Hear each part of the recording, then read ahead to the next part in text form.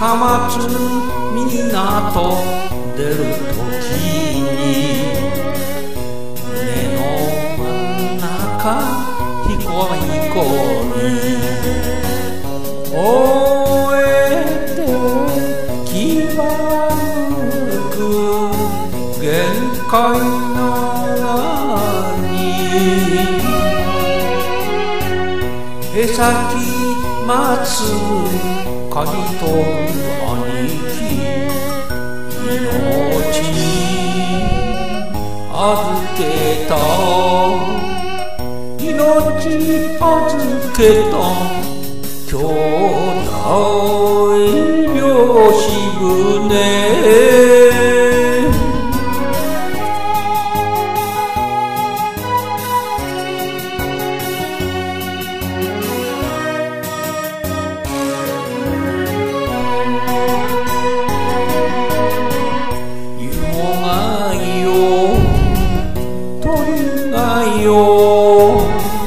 頑張る勇気くれるから弱音なんかは吐くもんか親父代わりの兄貴が師匠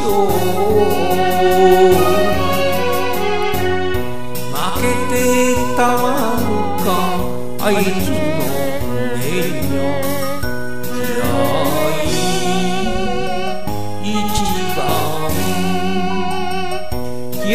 一番兄弟漁師船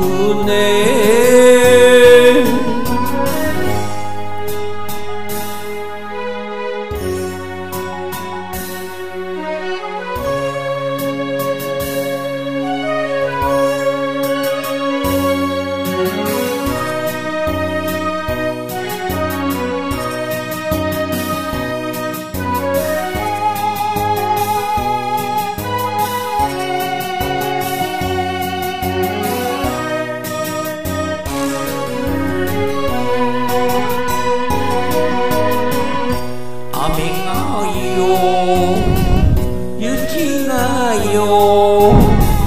大量祝い旗を兄貴お礼でにまびと丘にあれはおみきをささげ祭る友人二人の絆感謝の海に感謝の兄弟漁師船